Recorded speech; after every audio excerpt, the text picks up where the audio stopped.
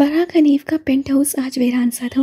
बत्तियां बुझी हुई थीं, शानो शौकत मान पड़ गई हुई थी और घर का मालिक इस वक्त स्विमिंग पूल के नीले पानी के अंदर पैर डाले हुए अफसरदा सा बैठा था। गर्दन ढलका रखी थी, चेहरा मायूस सा था। उसका सिग्नेचर हेयर स्टाइल धारीदार टू पीस आज निदारत था। आज उससे लंबा स्याह चोगा पहन रखा था, माथे पे अरबी स्टाइल का रुमाल बांधे आज वो मुकम्मल अरब लग रहा था। लेकिन अरब तो सफ़ेद नहीं पहनते। पोल घर की ऊपरी मंजिल पे बना था, यूं कि यहाँ से शहर की सारी रोशनियाँ नजर आती थीं। रोशनियों का क्या करना जब उसकी ज़िंदगी में अंधेरा था। तफातन एक आहट पे उससे सर उठाकर देखा। मेरी गंभीर हाथ में पकड़ी ट्रे में 2 मग लिए उसी तरफ आ रहा था। उसके बाजू पे प्लस्तर अब भी था, गर्दन वापस छलका दी थी और मायूसियत का दौरा एक बार फिर पड़ गया। मेरी उसे देखकर मुस्कुराया था और फिर उससे करीब बैठते हुए ट्रे को ज़मीन पर रखते हुए उससे भी पैर पानी में डाल दिए। ठंडा यख पानी एक पल को उसे ठठरने पे मजबूर कर दिया। अगले चंद पलों में वो नॉर्मल हो गया। चाय का भरा हुआ मग उससे बराक की जाने बढ़ाया। अगर इसमें जहर नहीं है तो मुझसे तवक्का मत रखना कि मैं इसे पीऊंगा। मायूस साई आई। मेरी हंस पड़ा।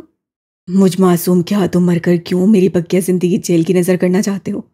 उससे माहौल को हल्का फुल्का करना चाहूँ। तुम्हारी जिंदगी का तो खैर है, कोई मुझसे मेरी जीसत का अहवाल पूछे। एक आधा अरब अब पूरे पाकिस्तानी के दरमियान किस मुश्किल से अपनी जिंदगी का आयाम गुजार रहा है। किसी को मेरे छलनी हुए कलेजे की परवाह नहीं, कोई मेरी दादुरस्ती नहीं करता। ये कुछ ज़्यादा गमगीन और ज़्यादा लंबी धाई थी। मेरी ने गहरी सांस भरी। तुम तो आम पाकिस्तानियों से भी ज्यादा मुश्किल उर्दू बोलते हो यार, तुम्हारे साथ गुजारा मुश्किल है। एक आम सा तबसरा बराक के दिल पे लगा था। मैं तुम लोगों के दरमियान फिट होने की कितनी कोशिश कर रहा हूँ, लेकिन तुम लोगों हो कि मेरे होते ही नहीं। आज बुराक वाकई उदास था। मेरी ने मग नीचे रखा और उसके कंधे पे हाथ रखा। क्या हो गया है भाई? हाथ हल्का रखो। अच्छा छोड़ो, ये सब बताओ, अपनी 10 गर्लफ्रेंड्स होने के बावजूद इस हसीन शाम में मेरे साथ क्या कर रहे हो? आह, क्या बताऊं? उससे उदास खबरी। बस आजकल मेरा गर्लफ्रेंड ब्लॉक चल रहा है, किसी से मिलने और बोलने को जी ही नहीं मानता। मेरी जिज्जत मेरे लिए ही वबाल बन गई है। अफसरदगी से अपना हाल सुनाया गया। लानत हो तुम पे, ये कैसा ब्लॉक हुआ? और अभी सुबह ही मैंने तुम्हें अनुषा के साथ देखा था, उसके साथ मिलाद पढ़ने तो नहीं गए थे तुम? मेरी ने मलामत की। बराक ने उदास आंखें उठाकर उसे देखा। आज सुबह मैंने भी तुम्हें एक खूबसूरत दराज कद हसीन सुनहरी आंखों वाली लड़की के साथ देखा था। तबलीग करने तो तुम भी नहीं जा रहे होगे। अपनी बकवास बंद रखो। एकदम मेरी हद दर्जा संजीदा हो गया। उस लड़की के बारे में एक लफ्ज़ भी नहीं, बल्कि उसकी कोई बात भी नहीं होगी, और तुम आइंदा उसे इतने गौर से नहीं देखोगे। उंगली उठाकर तंबी की गई। बराक ने उसकी उंगली को अपनी उंगली से पकड़ के नीचे किया। मैं तो भाभी की नज़र से देख रहा था। उसका अंदाज मदाफाना था।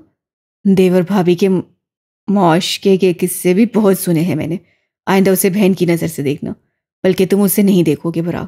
वो शादीशुदा है और अपने घर में खुश है। ना जाने क्यों इतना दफाया अंदाज लिए हुए था। बराक ने अपने दोनों हाथ सरेंडर करने के अंदाज से उठा लिए। अच्छा अच्छा, नहीं देखता। मेरी तो बस गाड़ी से बाहर नज़र पड़ गई। वैसे अगर वो शादीशुदा है, यानी तुम्हारा कोई आसरा नहीं है ना? हरगिज़ नहीं, मर कर भी नहीं।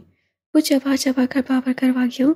कुछ था जो उससे हद दर्जा गैर आराम दे कर गया था। अच्छा, तो फिर ठीक है, तुम मेरी किसी गर्लफ्रेंड से शादी कर लो।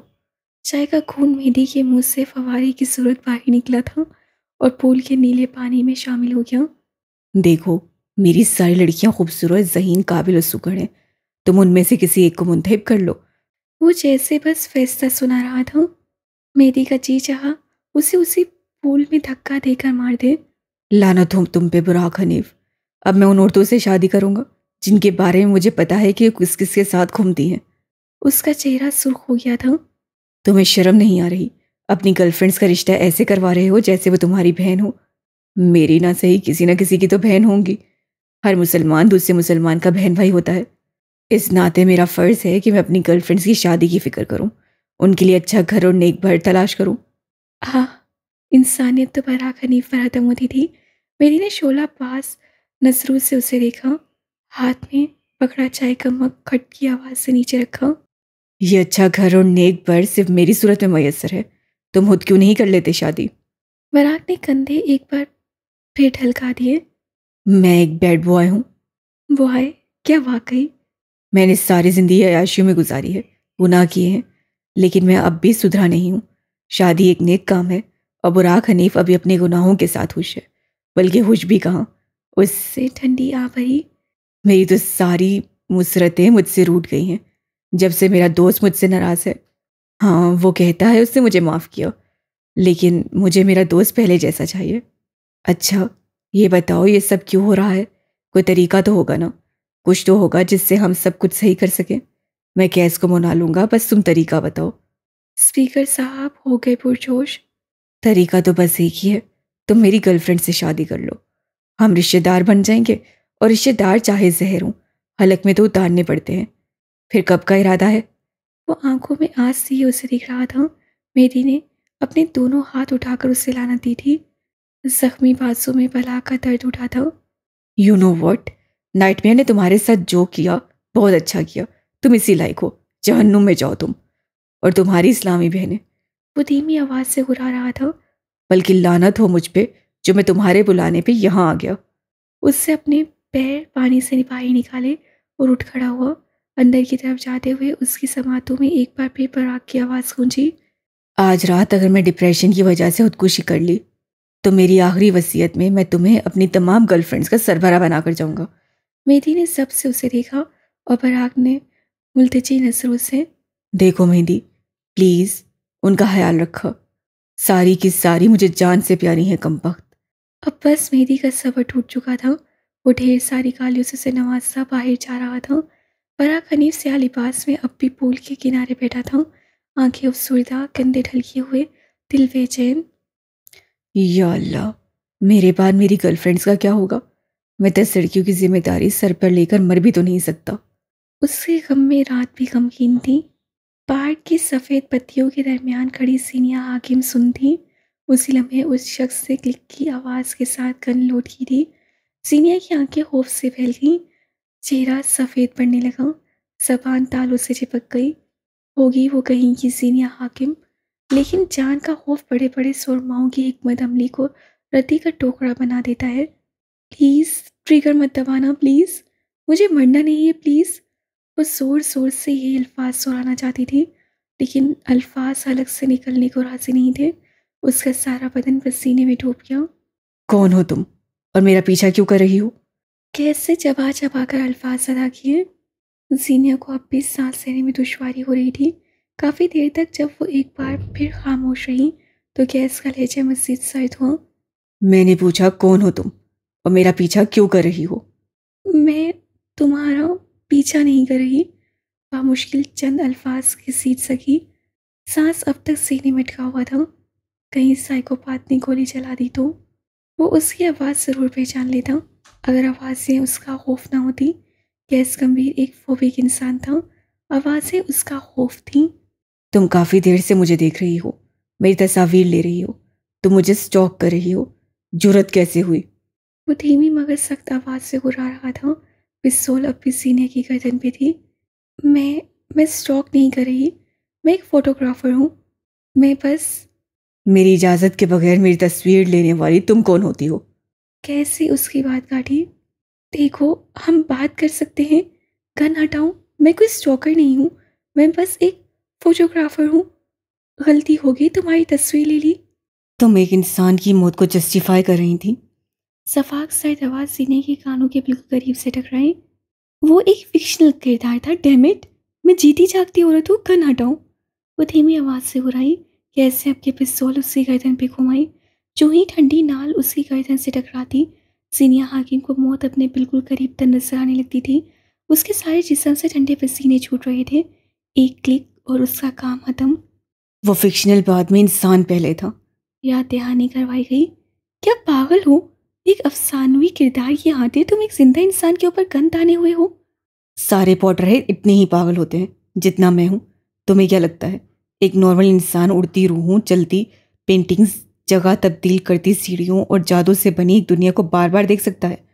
ये हम पागल लोग ही कर सकते हैं। मुझे मारने से डंबलडोर वापस नहीं आएगा। अलबत्ता ये दुनिया एक और पागल पॉटरहेड को खो देगी, क्या ये नुकसान नहीं होगा? वो उससे अल्फाजों के जाल में फंसा रही थी।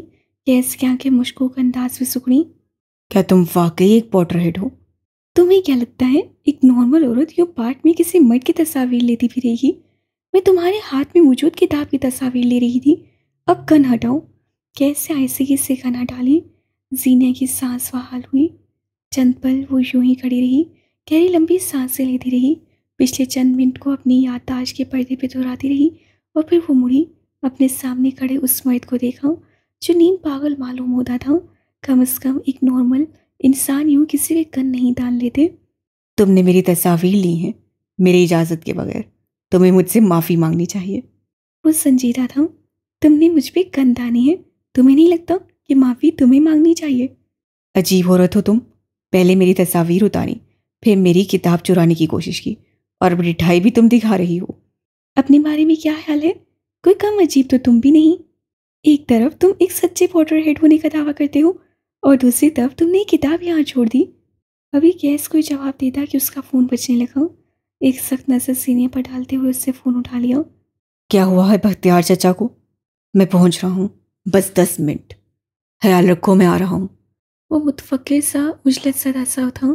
कॉल काट कर उससे जीनिया को देखा। I am not done yet. तुमने मेरी तस्वीर ली है, तुम्हें जुर्माना अदा करना होगा। वो कहते हुए आगे बढ़ गया। जहन्नुम में गए तुम और तुम्हारा जुर्माना। सीनिया पूरी कुव्वत से चिल्लाई। मैं तुम्हें देख लूंगा। पीछे मुड़कर जल्दी जल्दी कह रहा था। देख लेना, रोका किससे है? वो भी तुड़क कर बोली। अब ये कैसे नहीं मुड़ा। वो तेज से इस कदम लेता बाहर जा रहा था। चंद लम्हे सीनिया वहीं खड़ी रही, फिर आगे बढ़कर किताब उठाई और पार्क से बाहर निकल आई। गर्दन पे अब भी पिस्तौल की ठंडी नाल महसूस हो रही थी। इस्लामाबाद अच्छा था, लोग नहीं। शहर मेहरबान था, लोग सालिम थे। आज की पूरी रात बेसुकूनी के नाम। अगले दिन सुबह 7 बजे के करीब सीनिया घर से निकल आई। अगले 2 घंटों में वो नमल यूनिवर्सिटी में थी। इस्लामाबाद की बहुत बड़ी यूनिवर्सिटी जहाँ हज़ारों की तादाद में बच्चे तालीम हासिल कर रहे हैं। वसी सबससार के इन बीच में खड़ी इमारत खूबसूरती की मिसाल थी। तफसीली दौरे को फ़िलहाल मुलतवी किए हम कैफ़ेटेरिया का रुख करते हैं। कैफ़ेटेरिया के एक बेंच पे बैठी वो अपने मोबाइल पे कुछ देख रही थी। स्याह रंग के सादा से जोड़े में उसकी रंगत धमक रही थी। सर पे सूख स्याह चुनरी प्रिंट का दुपट्टा था। वो आज मामूल से ज़्यादा खूबसूरत लग रही थी। एक हाथ में सैंडविच था और एक हाथ में मोबाइल ऊंचा कर रखा था। कानों में एयरपॉड्स लगे थे। वो काफ़ी मसरूफ़ लगती थी। वो बेनियाज भी। कशिश थी कि क्या कई लोगों ने कई बार उससे मुड़कर देखा था। कई लड़कों ने उसके साथ बैठने की इजाज़त चाही थी। खूबसूरती कई बार वपाल बन जाती है। तफातन अपनी मेज़ पे होने वाली हल्की सी दस्तक पे उसे सर उठाकर सामने देखा। सब्ज आंखों में खुशगवार हैरत लिए मेहदी गंभीर उसके सामने था। सीने के अलग तक में कड़वाहट खुल गई। जगह मेहदी अब मुस्कुराते हुए उसके सामने वाली कुर्सी खींचकर बैठ चुका था। आसपास बैठे स्टूडेंट्स को हैरत के शदीद झटके लगे थे। वो मेहदी गंभीर जिसके पास सलाम का जवाब देने की फुर्सत नहीं थी। वो किस सुकून से उसके साथ बैठा था। वो लड़की जिसे यूनिवर्सिटी के अच्छे खासे खूबसूरत अमीर लड़कों को अपने साथ बैठने नहीं दिया, उसे रोक नहीं रही थी। हैरत बनती थी। सफ़ेद गोल गले वाली शर्ट के ऊपर सब्ज ओवरसाइज शर्ट के साथ स्वेट पैंट्स पहने वो काफ़ी अच्छे से तैयार था। कलाई में हमेशा की तरह ब्रांडेड घड़ी थी और जूते चमक रहे थे। घड़ियों के मामले में वो शख्स कॉम्प्रोमाइज़ नहीं करता था। अगर तुम्हें लग रहा है मैं तुम्हारा पीछा कर रहा हूँ तो तुम बिल्कुल गलत हो। मैं तो यहाँ पढ़ता हूँ। वो उसकी नजरें भाम क्या था। पढ़ाने की उम्र में पढ़ रहे हैं, कमाल है। ओ कम ऑन, मैं सिर्फ 26 साल का हूँ। मेरी तो बुरा ही मान गया था। आपके सब्जेक्ट्स क्या हैं? बस अब वो फ़ारसी की क्लासेस सा ले रहा हो। फारसी सीख रहा हूँ। मुस्कुरा कर जवाब दिया। सीनिया मुस्कुरा भी न सकी। 3 साल पहले मेरी पढ़ाई मुकम्मल हो गई थी, लेकिन 2 माह पहले ही मुझे नया शौक चढ़ा है तो मैं फारसी सीखने आ गया। मेरी क्लासेस कल से स्टार्ट हो रही हैं। तुम क्या कर रही हो यहाँ? सीनिया ने बेबसी से उसे देखा था। फारसी या खुरफी जवाब के बाद वो दोनों ऐसे चुप हुए कोई मुंह में जुबान ही नहीं। दोनों जानते थे ये उन दोनों के लिए कितना गैर मुतवक्का और कितना ज़्यादा इत्फाकी था। तुम कहती हो तो मैं यूनिवर्सिटी छोड़ देता हूँ। वैसे भी ये मेरा शौक है। 2 माह से ज़्यादा मैं मुल्क में नहीं रहता। रसान से ऑफर दी गई। जिया ने कंधे धीले छोड़ दिए। मुझे कोई फ़र्क नहीं पड़ता। इस यूनिवर्सिटी में हज़ारों लड़कियाँ और भी हैं। आप पढ़ सकते हैं, बस मुझसे वास्ता कम से कम रखिएगा। जो हुक्म सरकार। वो सीने पे हाथ रखकर मुस्कुराया। जीनिया ने रुख मोड़ लिया और अपना सैंडविच दांतों से गुदरने लगी। मेहदी उसे देखे गया। जीनिया ने इंतज़ार किया कि वो अब उठ जाए, लेकिन जब वो काफ़ी देर तक वहीं जमा रहा तो बिलाखिर जीनिया ने उससे पूछ लिया, यानी आप यहाँ से नहीं जाएंगे? मेहदी ने मुस्कुरा कर नफ़े में सर हिलाया। पूछें, क्या पूछना है? तुम्हारी शादी कैसी है? बल्कि ये बताओ, शादी कैसी होती है? जीनिया की आंखों में थकन उतरी। शादी एक तजस्सुस होती है। जन्मा में तजस्सुस खत्म हो जाता है और फिर शादी कमर पे लदा बोझ बन जाती है। कैसा तजस्सुस? स्पीकर ने सवाल किया। हर इंसान का तजस्सुस मुख्तलिफ होता है। किसी को जानना होता है कि शादी के बाद एक कमरे में एक शख्स के साथ रहना कैसा होता है। किसी को तजस्सुस होता है कि अपने घर को छोड़कर ससुराल वालों के साथ रहना कैसा होता है। मोहब्बत कैसी होती है, लॉन्ग वॉक कैसी होती है, एक औरत का आपके नाम से मंसूब होना, उसके तमाम जुमला हकूक आपके पास होना कैसा होता है। हर मुश्किल वक्त में एक शख्स आपके साथ खड़ा होगा, उसका खड़ा होना कैसा होता है। सारे ज़माने की ठोकरों के बाद एक सहारा कैसा होता है। कभी कोई आपको समझ नहीं सका, लेकिन एक शख्स शायद समझ ले। वो समझना कैसा होता है, बस इसी तजस्सुस का नाम है शादी। मेरी ही आंखों में बेचैनी उतरी। लेकिन आफ्टर ऑल तजस्सुस एक एहसास ही तो है। क्या हुआ अगर ये खत्म हो जाए? क्या तजस्सुस खत्म होने के बाद शादी खत्म हो जाती है? तजस्सुस अगर ख़त्म भी हो जाए तो ताल्लुक बाइस दफ़ा ख़त्म नहीं होते, क्योंकि तब तक आप उस ताल्लुक में बहुत कुछ इन्वेस्ट कर चुके होते हैं। हाथ खींच लेना, कदम मोड़ लेना मुश्किल हो जाता है। वो मतानियत से बोली। मेरी अलबत्ता अब भी गैर आरामदेह था। यानी हर शादी एक वक्त के बाद कैद हुई? वो नतीजा चाहता था। नहीं, ऐसा हर बार नहीं होता। कई बार कुछ लोगों का तजस्सुस सारी ज़िंदगी ख़त्म नहीं होता और वो खुश रहते हैं। हर नए दिन उन्हें अपनी शादी नई लगती है। कमिटमेंट से मोहब्बत हो जाती है, यहाँ तक कि कुछ जोड़े मरने के बाद जन्नत के तजस्सुस में खुश रहते हैं। और अगर खुश ना रहे तो? उससे खौफनाक हो। फिर आपका वक्त। शादी एक जुआ होती है। जीत गए तो वाह वाह, जो हारे भी तो बाजी मात नहीं। जीनिया ने कहते साथ कंधे उचकाए। हारे भी तो बाजी मात नहीं, यानी? सब आंखों ने एक और सवाल किया। जीनिया मुस्कुराते हुए आगे को झुकी। यानी एक और पार्टनर का तजस्सुस, एक नई शादी, नए लोग, नई खुशियाँ, या फिर अपने साथ का तजस्सुस। वो आंखों में चमक लिए बता रही थी। मेरी ने बाकायदा कानों को हाथ लगाए। यानी शादियां इतनी टॉक्सिक होती हैं? खुदा का शुक्र है अगले 10 सालों तक मेरा कोई इरादा नहीं। वो एक पल को रुका, स्याली पास वाली लड़की को देखा। तुम्हारी शादी कैसी है? तुम्हारे तजस्सुस का सफ़र कैसा जा रहा है? सीनिया की आंखों की जोत बुझ गई। लब अलबत्ता मुस्कुराते रहे। मैंने बलात से कभी कोई उम्मीदें रखी ही नहीं थी। मुझे उसके ज़ात का कोई तजस्सुस सिरे से ही था ही नहीं। इससे मेरी शादी नॉर्मल है। तुम्हें उससे कोई उम्मीद नहीं? क्या वो इतना बुरा है? वो बुरा नहीं, बस जल्दी था। मुझे कुछ सोचने और उम्मीद रखने का मौका ही नहीं मिला। उससे कंधे उचकाए। नॉर्मल शादी कैसी होती है? आखिर इस आदमी के सवाल खत्म क्यों नहीं होते। हफ्ते में 4 दिन सुलह, 2 दिन लड़ाई और एक दिन शादी करने का पछतावा। वो आम से अंदाज से बोली। मेरी कहका मार का हंसा था। आसपास लोग गर्दन उठाकर उन्हें देखने लगे। कई लड़कियों को रुकावट महसूस हुई थी। हाँ ठीक है, ये सुनहरी आंखों वाली लड़की खूबसूरत थी, लेकिन ऐसा भी क्या कि उसके पास से उठा ही ना जाए। एक आखिरी सवाल पूछ लूं? उसके मिन्नत करने के से अंदाज में सीने तकान से उसे देखा, बेबाजू सीने पर बांधा और हाथ से उसे बोलने का इशारा किया। तुम कितनी बार पछताई हो? हर मिनट में 60 बार। उसके बर्चिस्तगी से जवाब देने पर मेरी एक बार फिर हंस पड़ा। सीनिया भी साथ मुस्कुराई थी। फिर अपनी ठंडी हो चुकी चाय का कप लबों से लगाया। मेरी अब उठ खड़ा हुआ था। आपका तजस्सुस क्या है मिस्टर गंभीर? मेरी ठहर सा क्या, आहिस्ते किसी उसकी आंखों में देखा। कई लम्हे कोई जवाब न बन पड़ा। मेरा तजस्सुस सुकून है। मैं एक ठहराव की तलाश में हूँ।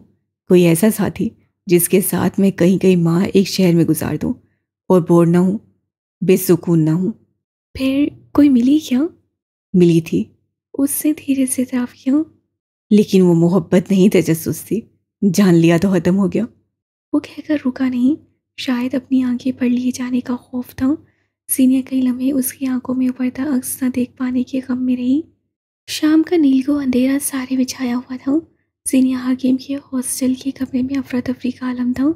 सुनहरी आंखों वाली लड़की बेड पे लेटी थी। चाय, नींद और परफेक्शन सीनिया उनके बगैर अधूरी थी। कमरे में मिलकचा सा अंधेरा छाया हुआ था। एक जानिब रखे पलंग पे सीनिया सो रही थी, मगर दूसरी जानिब का पलंग खाली था। मालकिन हमेशा की तरह घर से गायब नहीं थी, बल्कि आज तो मुहतरमा अलमारी में मुंह दिए खड़ी थी। चेहरे और अंदाज से बेचैनी थी। वो शायद कुछ ढूंढ रही थी। माथे पे पसीने की नन्ही नन्ही बूंदें थी और आंखें हर गुजरते पल गुलाबी पड़ती जा रही थी। खटर पटर की आवाज़ में कम से कम सीनियाँ उठने वाली नहीं थी। पाकोल बशर की सीनियाँ द्यो मलाई किताबों का वो द्यो है जो 6 माह सोता है और 6 माह जागता है। ये वही औरत थी जिसे शहरी में ढोल वाला भी नहीं उठा सकता था। चंद पल बाद कमरे की हालत गैर हो चुकी थी। उसी लम्हे सीनिया का मोबाइल जोर से थरथराया। पलाज की नाराजगी के खौफ से वो नींद में भी अलर्ट रहने लगी थी। कॉल बज बज कर खत्म हो गई तो दोबारा से मोबाइल थरथराने लगा। मुसलसल बजते फ़ोन ने उसकी नींद में खलल डाला और फिर वो झटके से उठ बैठी। चंद पल सोई सोई आंखों से अपने अतराफ में देखती रही। लिबास वही सुबह वाला था। ऐन उसी लम्हे उससे कुछ ऐसा मंजर देखा कि उसकी आंखें उबल कर बाहर को आने लगी। उसकी रूममेट के हाथों में सफ़ेद पाउडर की पुड़ियाँ थीं और दोहरे हाथ में हर इंसान को मालूम था ये सफ़ेद पुड़ियाँ अपने अंदर क्या स्या जहाँ बसाई हुई थीं। नैनतारा सीने की जानी मतवजा नहीं थी। उसके हाथ तेज तेज चल रहे थे। सफ़ेद पाउडर की पुड़ियाँ जल्दी जल्दी बैग में डालते हुए वो कहीं जाने के लिए तैयार थी। उसी लम्हे उसकी तलब भी शदीद होने लगी। शायद अपनी घबराहट पे काबू पाने की एक तरीका था। उससे एक बुढ़िया को माथे से चाक किया, जरा सा छुरा हाथ पे गिराया। किसी जुनूनी के जैसे तरसी हुई मुस्कुराहट उसके लबों पे धराई। आंखें बंद करके नाक से सफ़ेद पाउडर अंदर की जानिब खींचा। अगले कई लम्हे उससे खुद को हल्का महसूस किया, आवाज़ से भी हल्का, सरूर से ज़्यादा मसरूर, खुश से ज़्यादा खुश। वो इस जहान में नहीं थी। उसे लगा था किसी ने उसे हवाओं में उठा लिया था। उसे लगा था किसी ने सारी दुनिया की खुशियाँ उसे दे दी हों। आसपास कहके बिखर गए। वो इस दुनिया में वो इस दुनिया इस हाल से गाफिल थी। उसके पैर जिस्म हवाओं में थे। बेख्तियार उसका कहका मारने को जी चाहा। एक ड्रग एडिक्ट को उसका नशा मिल चुका था। उसकी नाक के नथनों से अब खून की पतली लकीर बह निकली थी। आंखें नीमवा थी, बदन ढीला। उसका दिल तेजी से धड़क रहा था और वो दुनिया जहान से बेगाना थी। सीनिया सुनसी हुई उसे देख रही थी। आंखें फटी की फटी रह गईं। वो कहाँ आ गई थी? कभी रात के अंधेरे में कोई उसकी गर्दन पे बंदूक रख देता था। कभी आती हुई शाम में कोई उसके सामने यूं मुझ जुर्म कर रहा था, गुनाह कर रहा था। बड़ा शहर अपने अंदर बड़े असर समेटे हुए था। इस समय उसे सारी दुनिया से खौफ आया था। वो धीरे धीरे पीछे होते हुए अपने पलंग से जा लगी। आंखें नामहसूस अंदाज से भर आईं। सीनिया हाकिम एक गलत इक्वेशन में फंस चुकी थी। नैनतारा अब भी मसरूर सी थी, हवाओं के दोष पे हलाओं के दरमियान। किसी एहसास के तहत नैनतारा ने मुड़कर देखा। सीनिया को अपनी तरफ देखता पाकर एक लम्हे को वो सुन रह गई। नाक से बहती पतली सुर्ख लकीर को उंगली से साफ किया। गुलाबी आंखों में जलाल लिए वो सीनिया की ओर बढ़ी। बेड के करीब पहुंचकर उससे एक झटके से सीनिया को पलंग से लगाया और उसके गले पे अपने दोनों हाथों से गिरफ्त जमाई। सीनिया की आंखों से बहता पानी अब उसके हाथों पे बह रहा था। वो दबाव बढ़ाती जा रही थी। साकिन बैठी लड़की कोई मसम्मत नहीं कर रही थी। अगर तुमने मुंह खोलने की कोशिश भी की तो मुझसे बुरा कोई नहीं होगा। हमारी पहुंच बहुत ऊंची है। अपने काम से काम और मुंह बंद रखोगी तो फायदे में रहोगी, वरना वो आगे कोई तुम्हारे टुकड़े भी तुम्हारे घर वालों को नसीब नहीं होंगे। एक औरत सख्ती और तपिश से कहते हुए उसे सीने को झटके से छोड़ा। यही झटका सीनिया हाकिम को होश में लाने के लिए काफ़ी था। नैनतारा अब मुड़ गई। वो अपना बैग बांध रही थी। कई किलो ड्रग्स, कई हजार लोगों की जिंदगी खराब करने को तैयार थी। उन बच्चों की जो शहर से दूर माँ बाप बहन भाइयों से दूर मुस्तकबिल संवारने आए थे और यहाँ सीनी सेहत बिगाड़ कर जाने वाले थे। सीने ने अपनी आंखें बेदर्दी से रगड़ कर साफ की। उसी पल हॉस्टल के बाहर से पुलिस की गाड़ी का सायरन सुनाई देने लगा। सीनिया हाकिम को सारी दुनिया अपने सर पे घूमती महसूस हुई। उसे बर्क रफ्तारी से पैर नीचे उतारे। नैन तारा भी सहम चुकी थी। उसके हाथ तेजी से एक नंबर डायल कर रहे थे। बाहर से आवाज़ें मजीद करीब आती जा रही थी। मैंने तुमसे कहा था, पुलिस को पता चल गया है। मैंने तुमसे कहा था हमारी पर्ची कट गई है। वो फ़ोन कान से लगाए उड़ा रही थी और सीनिया आंखें साफ किए मसाइल के हल के लिए तैयार थी। फौरन यहाँ पहुंचो, बल्कि फौरन से पहले। बैग किसी सूरत पुलिस के हाथ नहीं लगना चाहिए। जल्दी आओ खबीस इंसान। उसके मुंह से कफ निकल रहा था। फिर उससे मुड़कर सीनिया पे एक बेसार निगाह डाली। यहाँ से दफान हो जाओ, वरना मुझसे बुरा कोई नहीं होगा। उसका बस नहीं चलता था सीनिया को धक्का देकर यहाँ से निकाल दे। सायरन की आवाज़ अब बेहद करीब आ गई थी। उसी लम्हे सीनिया ने फौरन से अलमारी के खुले हुए पट से अपना छोटा सा बैग निकाला। तकिए के पास रखा फ़ोन उठाया। आंखों में अज़म और चेहरे पे सख्ती। सीनिया हाकिम एक फराल के लिए तैयार थी। नैनतारा अब भी फ़ोन पे किसी से बात करने में मसरूफ़ थी। कभी वो गालियाँ बकती और कभी तहम्मुल से सामने वाले की बात सुनती। सीनिया उसके सामने आकर रुकी, पूरे बैग पर एक नज़र डाली और फिर नैनतारा को देखा। तुम मासूम स्टूडेंट्स की ज़िंदगी ख़राब नहीं कर सकती, मैं करने नहीं दूंगी। ये कोई और लड़की थी। नैनतारा ने जिसका गला दबाया था ये उससे मुख्तलिफ थी। वो कई लम्हे उसे बेयकीनी से देखती रही और नैनतारा जोर से हंसी थी। ओह, तो अब तुम मुझे दर्द दोगी, नेकी की शहजादी। मैं मलकाए बद हूँ, हुक्म दूंगी। कहते साथ सीनिया ने बैग उठाना चाहा, लेकिन नैनतारा ने एक जोरदार लात उसके पेट पे दे मारी। सुनहरी आंखों वाली लड़की दर्द से थोड़ी होने लगी, लेकिन हिम्मत न हारते हुए उससे एक बार फिर बैग छीनना चाहा। अब की बार नैनतारा ने उसे बालों से खींचकर परे हटाया। सीनिया फर्श पे गिर पड़ी। जिस्म से दर्द की टीसें उठ रही थीं।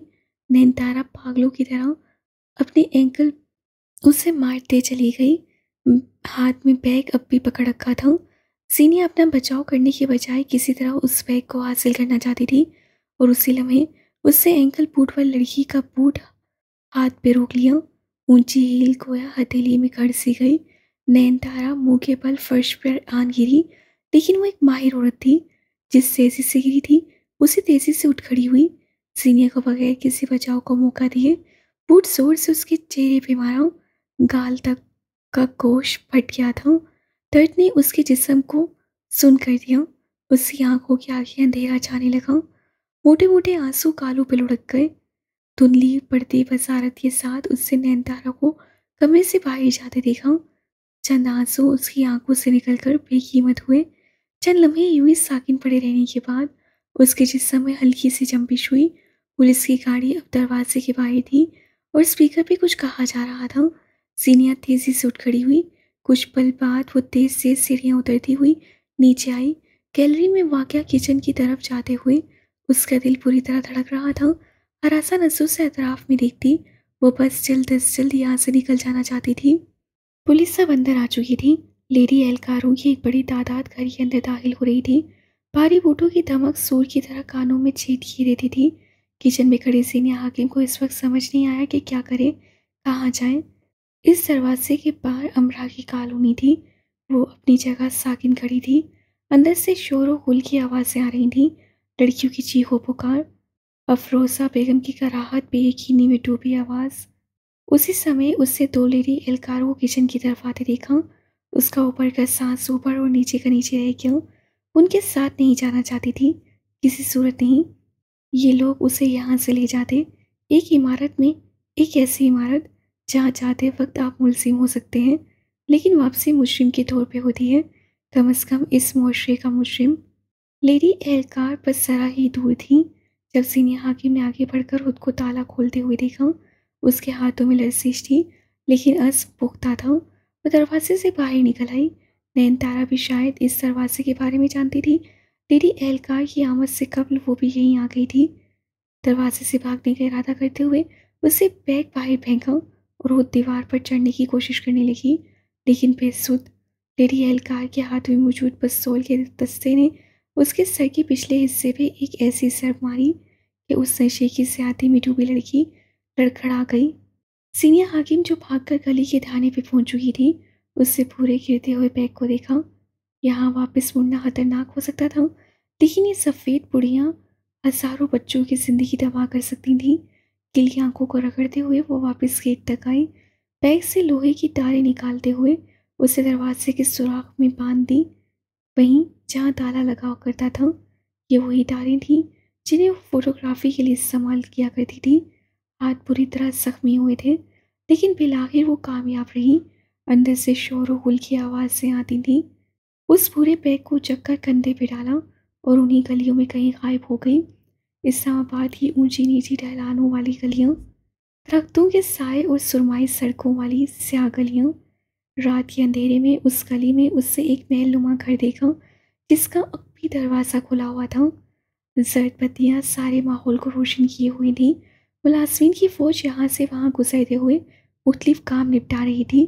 स्याह सुलाखदार दरवाज़ा खुला था और मुलाजमीन काम में मसरूफ़। सीने ने पीछे मुड़कर देखा। पुलिस एहलकार इस जानिब आ रहे थे। उससे बैग सीने से लगा लिया। मुख्तलिफ फहमे, खदशे और ना जाने कितने खौफ व हरास से उसके अंदर सर उठाया था। इससे पहले वो नीली वर्दी वाले ऑफिसर उससे करीब आते, फिर बगैर कुछ सोचे समझे वो उस घर के अंदर दाखिल हो गई। पुलिस ने उसे अंदर जाते देखा था, लेकिन सीनियर ने अंदर जाते हुए एक चीज़ नहीं देखी थी। उस महल के बाहर लगी तख्ती जिस पे बड़े बड़े अल्फाज में गंभीर महल लिखा था।